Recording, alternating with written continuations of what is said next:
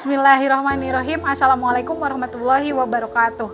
Perkenalkan, nama saya Nuryati. Saya adalah mahasiswa PPG Dalam Jabatan Angkatan Kedua tahun 2023 LPTK Universitas Siliwangi, jurusan Bahasa Indonesia. Pada hari ini akan melaksanakan PPL siklus pertama dengan materi struktur dan kaidah kebahasaan teks prosedur. Selamat menyaksikan. Bismillahirrahmanirrahim. Assalamualaikum warahmatullahi wabarakatuh. Waalaikumsalam warahmatullahi wabarakatuh. Selamat pagi. Selamat pagi. Apa kabar kalian hari ini?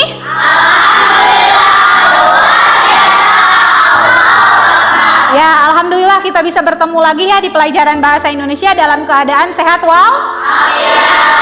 Sebelum masuk ke pelajaran, kita terlebih dahulu berdoa. Silahkan untuk ketua kelas memimpin berdoa. Sebelum belajar, mari kita berdoa. Berdoa dimulai.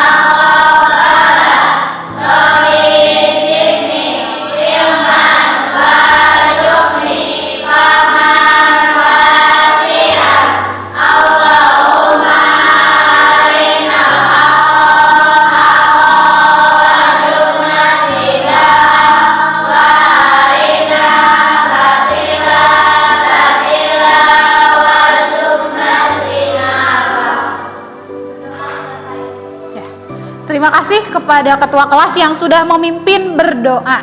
Semoga pembelajaran pada hari ini bisa berjalan dengan lancar. Amin ya robbal. Amin.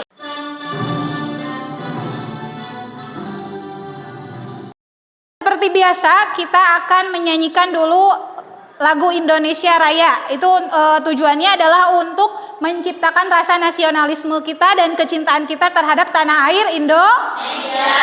Silakan semuanya berdiri.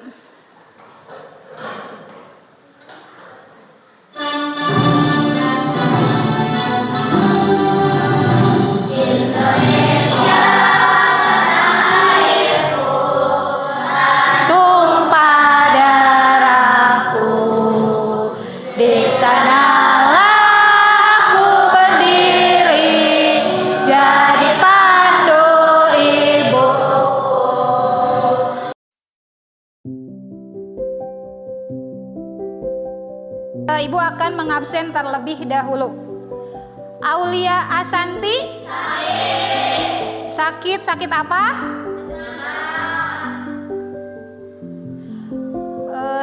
Kita doakan ya, semoga Aulia bisa cepat sembuh. Amin. Yang kedua, Danendra. Dea. Pikri kemana? Sakit. Oh, berarti ada Pikri juga sakit ya. Semoga cepat sembuh ya, biar bisa ikut pelajaran bersama kita. Amin. Jadi hari ini ada 2 orang yang tidak hadir ke sekolah karena mereka sakit. Semoga mereka cepat sembuh agar bisa berkumpul bersama kita belajar di sekolah lagi. Amin ya robbal. Amin. Minggu kemarin kita sudah belajar tentang teks prosedur. Ada pengertian, ada ciri-ciri. Siapa yang tahu tentang pengertian teks prosedur? Coba angkat tangannya. Oke, Rini, bagaimana teks prosedur, pengertian teks prosedur? Teks prosedur adalah teks yang berisi langkah-langkah. Oke, Rini, pengertian teks prosedur itu berupa langkah-langkah sesuatu, membuat sesuatu, ya. Yang kedua, ciri-ciri teks prosedur, masih ingat? Siapa yang masih ingat? Ya, Saskia, coba apa Saskia? Ciri-ciri teks prosedur. Yaitu 1. Berisi langkah-langkah. 2. Memiliki kalimat perintah. 3. Logis atau masuk akal. Ya, jadi ciri-ciri teks prosedur itu yang pertama berisi langkah. Yang kedua memiliki kalimat perintah. Yang ketiga yaitu logis atau masuk akal. Nah, untuk pembelajaran hari ini kita masih membahas teks prosedur. Tetapi teks prosedurnya itu yang akan kita bahas pada hari ini tentang kaidah, tentang struktur dan kaidah kebahasaan teks prosedur.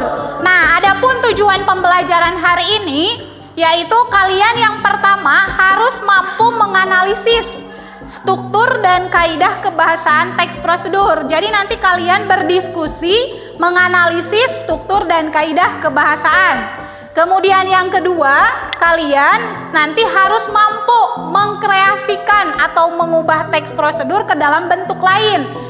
Maksudnya ke dalam bentuk lain seperti apa? Maksudnya ke dalam bentuk lain itu terserah, bebas, sebebas-bebasnya kalian mengkreasikan teks prosedur ke dalam bentuk yang lain. Oke, bisa dipahami? Bisa. Untuk mengetahui teks prosedur, di sini Ibu mempunyai teks prosedur cara membuat nasi goreng. Tetapi di sini teks prosedurnya langkah-langkahnya belum berurutan. Jadi masih acak. Nanti kalian bisa disusun langkah yang pertama apa sampai jadi nasi goreng. Bisa dimengerti? Bisa. Saya bagikan dulu. Silahkan dibaca.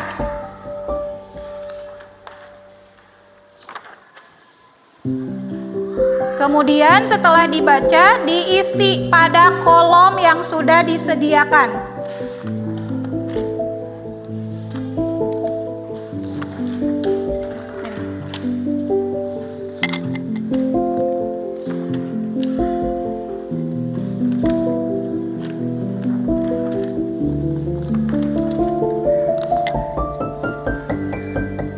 Sudah mendapatkan semuanya? Belum? Ya. Silakan kalau sudah, silakan dibaca, kemudian susun urutannya menjadi teks prosedur yang benar. Ibu kasih waktu selama 2 menit. Silakan diisi.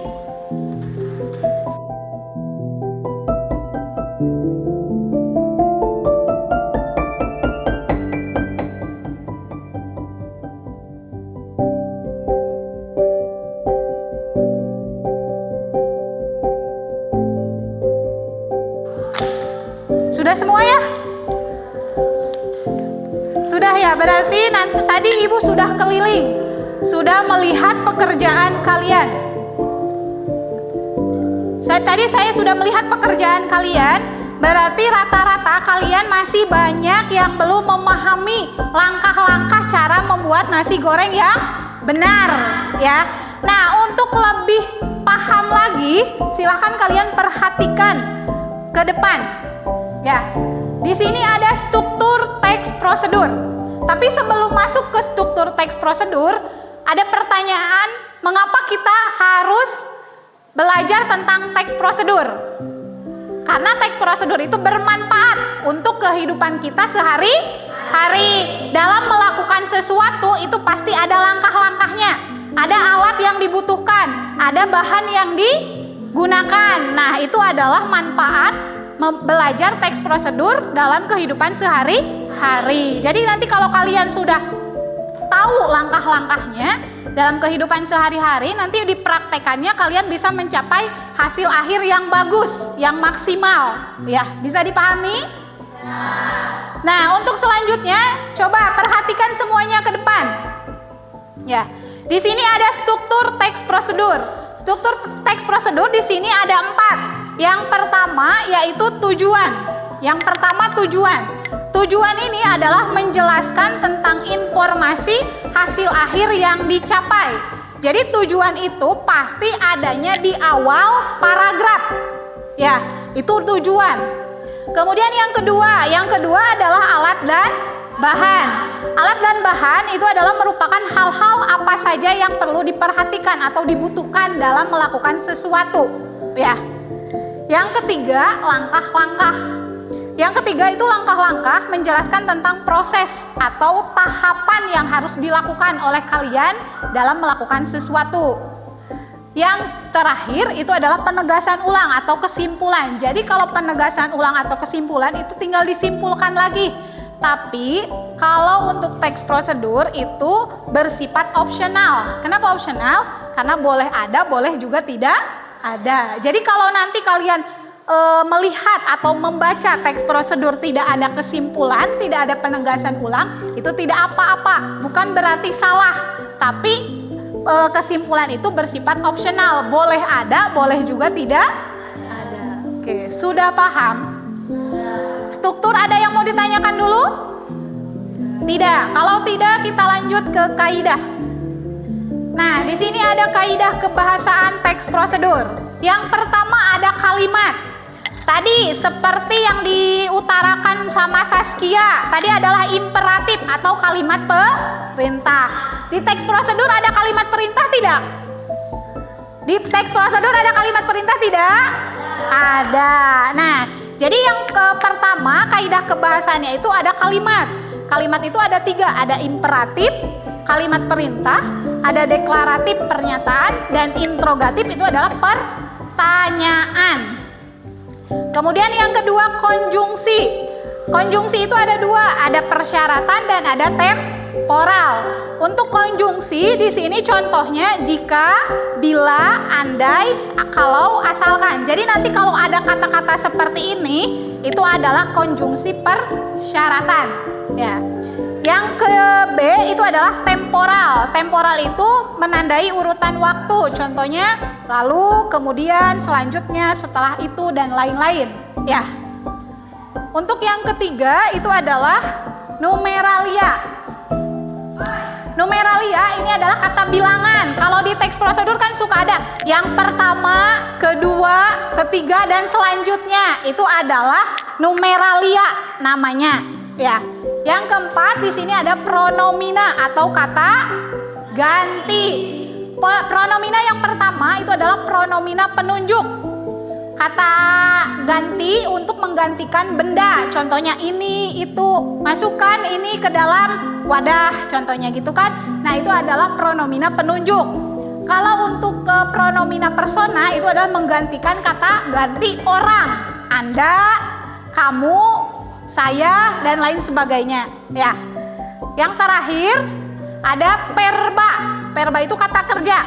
Ada verba material, ada verba tingkah laku. Kalau verba material berarti kalian kata kerja yang mengacu pada sebuah tindakan yang fisik.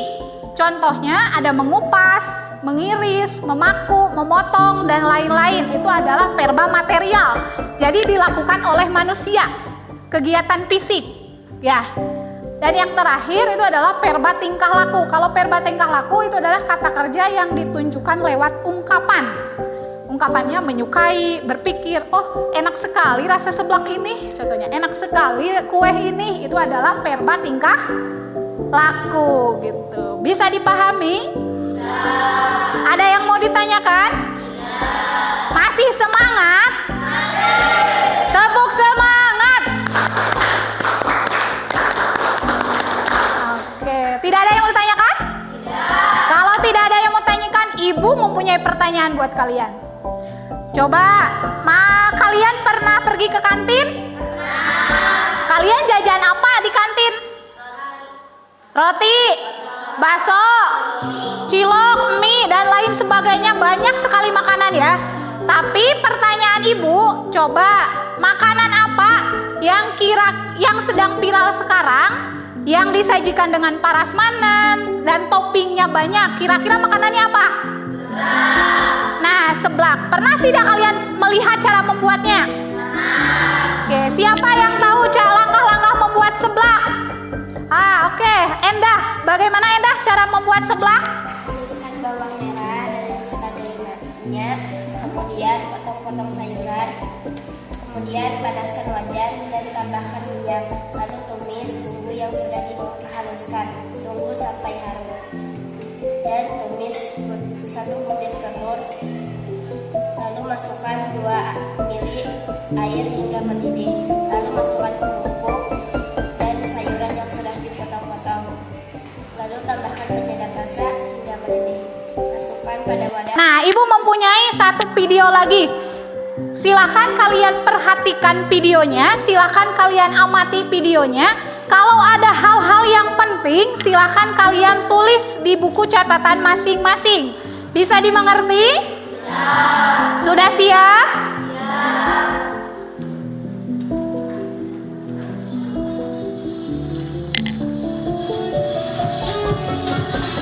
Bicara mengenai tujuannya dan kata sudah, pada dasarnya kita coba digunakan caps. Di sini yang kita manis malahan juga bebas loh. Jangan salah sangka caps. Ini loh yang maksud kita manis, kecap tradisional asli dari Majalengka. Ya, sudah selesai ya tadi melihat tayangan videonya. Tadi tentang video apa? Cara membuat. Nah, cara membuat kecapnya asli dari mana? Nah, jadi kita itu mempunyai kecap yang dibuat dari Majalengka, ya asli Majalengka. Ya, ada alat dan bahan apa saja yang digunakan dalam membuat kecap? Kacang kedelai, terus apa lagi?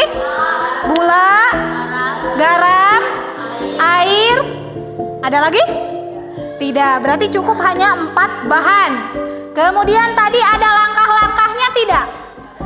Ada. Siapa yang mau menyampaikan langkah-langkah membuat kecap? Pina, boleh. Pina, apa langkah-langkah membuat kecap?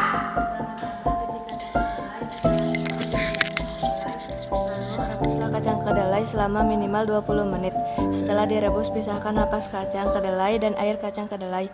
Lalu masukkan gula, campurkan air kacang kedelai dan rebus kembali. Setelah matang, saringlah terlebih dahulu sebelum dimasukkan ke dalam botol. Iya.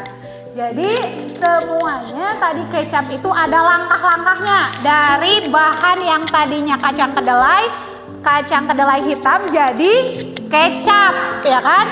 Nah, jadi dari tadi Endah sudah menyebutkan langkah-langkah seblak, kemudian Pina sudah menyebutkan langkah-langkah membuat kecap. Itu semuanya masuk ke struktur. Struktur apa? Teks prosedur. Nah, jadi ada langkah-langkahnya, ada alat dan bahan yang digunakan dalam membuat sesuatu, dalam membuat makanan. Bisa dipahami? Kalau sudah dipahami, silakan kalian duduknya berkelompok sesuai kelompok yang sudah Ibu perintahkan minggu kemarin. Silakan duduknya berkelompok. Silakan duduknya berkelompok.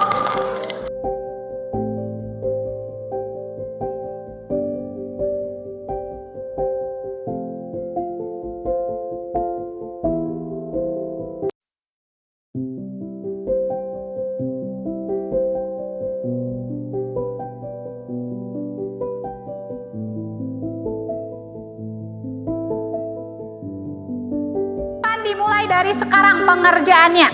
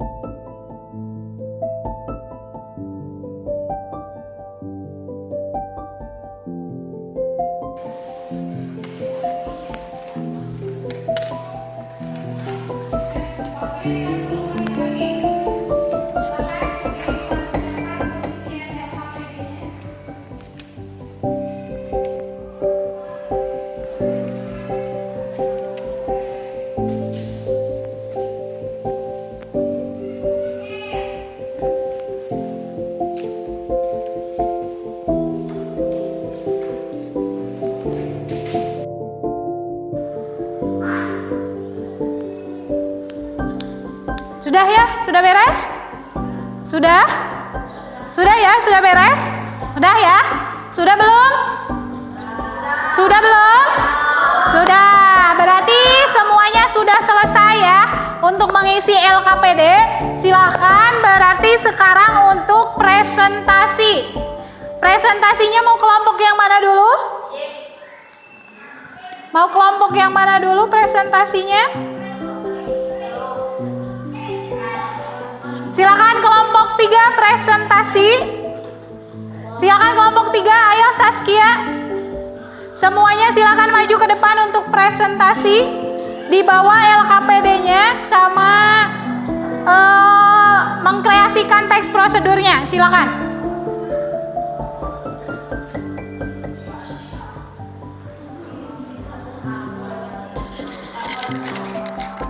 Bentar.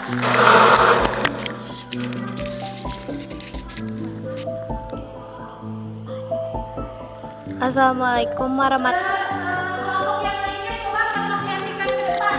Perhatikan teman kalian yang sedang presentasi. Nanti bisa bertanya, ya, menanggapi kelompok yang presentasi. Silakan. Saskia. Assalamualaikum warahmatullahi wabarakatuh.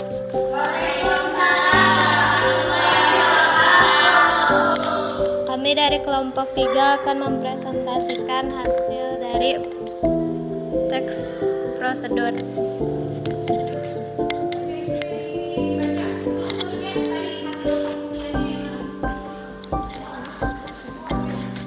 Penggorengan merupakan satu di antara jenis sajian sarapan yang digemari masyarakat Indonesia. Adapun satu di antara gorengan yang paling enak adalah pisang goreng, makanan tradisional yang saat ini begitu populer. Alat dan bahan yang digunakan yaitu penggorengan, spatula, kompor, wajan, pisau. Bahan: buah pisang, garam, tepung, gula pasir, minyak goreng, air matang. Langkah pertama, masukkan garam, gula, tepung, dan air secukupnya ke dalam satu wajan dan aduk sampai semuanya tercampur rata. 2. Kemudian potong-potong pisang menjadi 2 atau 3 bagian dan masukkan ke adonan yang sudah dibuat barusan. Berikutnya, adukkan minyak goreng dalam penggorengan yang menyalakan kompor, tunggu sampai minyak panas. Selanjutnya, masukkan pisang yang sudah dilapisi adonan tepung ke dalam gorengan. Kaidah pembahasannya yang ada di teks prosedur ada apa saja? Coba dia baca. Masukkan garam, gula, tepung, dan air ke dalam wadah.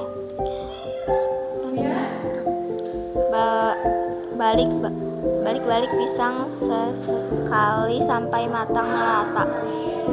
Sudah. Silakan perlihatkan kreasi teks prosedurnya di depan mata. Yang lain bisa melihat. Coba dibuka Saskia. Ini adalah teks prosedur yang dibuat dalam bentuk aksara Sunda. Dibuatnya menjadi aksara Sunda teks prosedurnya. Ada yang mau ditanyakan barangkali kelompok 3? Ya, Linda. Ya, kenapa kami bisa terlebih dahulu mengubah teks prosedur kepada aksara Sunda? Oke, baik sekali. Pertanyaannya, mengapa kamu bisa terpikirkan teks prosedurnya dibuat menjadi aksara Sunda? Karena saya suka menulis aksara Sunda. Oke, karena Saskia suka sekali menulis aksara Sunda. Jadi dia terpikirkan untuk mengubah teks prosedurnya ke dalam aksara Sunda. Ada lagi yang mau ditanyakan kelompok 3? Iya, kalau tidak dikasih kosong kelompok 3.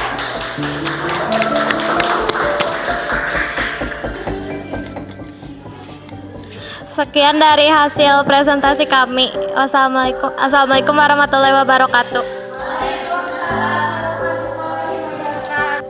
Semuanya hasilnya bagus ya, bisa mengisi LKPD dengan benar. Ya, Ibu ucapkan terima kasih semuanya bisa bekerja sama untuk hari ini. Kasih tahu tepuk tangan dong untuk kita semua. Untuk pembelajaran hari ini kita bisa menyimpulkan pembelajaran hari ini kita belajar tentang apa? Teks prosedur. Teks prosedurnya tentang apanya? Tentang apa? Struktur. Ada struktur apa saja? Struktur yang pertama teks prosedur ada apa? Tujuan. Yang kedua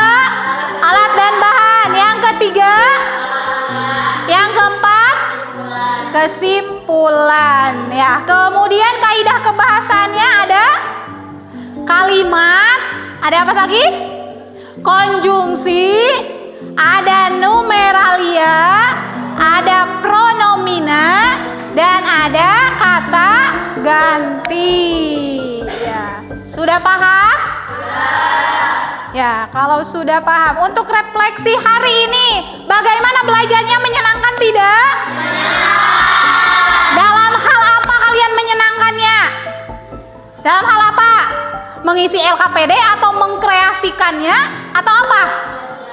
Oke, mengkreasikan ya. Kalian itu jadi imajinasi kalian dituangkan di dalam teks prosedur, tapi teks prosedurnya berupa gambar ya, imajinasi. Kemudian Saskia bakatnya dia kelompok yang ketiga ini adalah membuat aksara Sunda, dituangkan menjadi aksara Sunda teks prosedurnya ya. Oke, untuk selanjutnya sebelum ditutup Ibu akan memberikan evaluasi terlebih dahulu sejauh mana pemahaman kalian tentang teks prosedur. Jadi nanti kalian tinggal pilih jawaban menurut kalian yang paling benar. Tinggal dikasih silang ya. Bisa? Bisa dipahami? Oke, silakan diisi. Jangan lupa dikasih nama. Silakan diisi, Noval diisi, Noval. Diisi. Diisi. Silakan diisi menurut pemikiran kalian mana jawaban yang paling benar. Kemudian kalau sudah ada jawabannya tinggal dikasih silang pada optionnya. Sudah? Belum? Ada yang sudah? Saskia sudah? Sini, yang sudah bisa dikumpulkan. Mana lagi yang sudah? Endah udah? Ya. Sudah? Yang lain?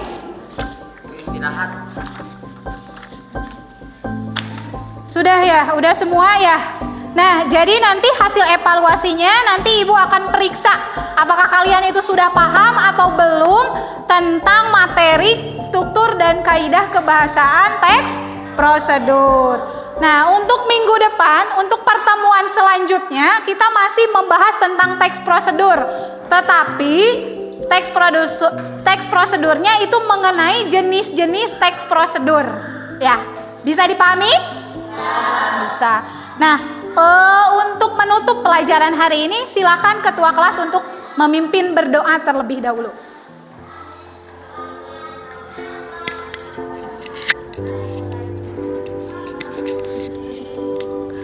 Sebelum menutup pelajaran hari ini, mari kita berdoa. Berdoa dimulai.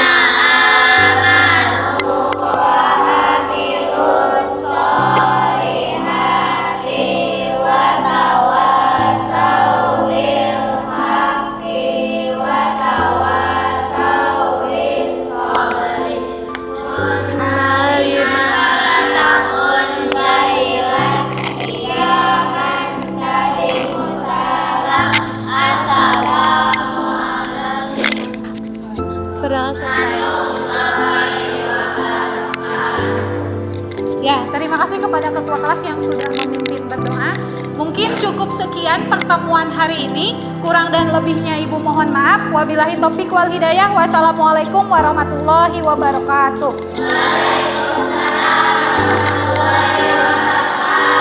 Silahkan. Di video pembelajaran saya pada saat melaksanakan PPL siklus pertama dengan materi struktur dan kaidah kebahasaan teks prosedur. Semoga menginspirasi. Mohon maaf atas segala kekurangannya. Wabillahi taufik wal hidayah. Wassalamualaikum warahmatullahi wabarakatuh.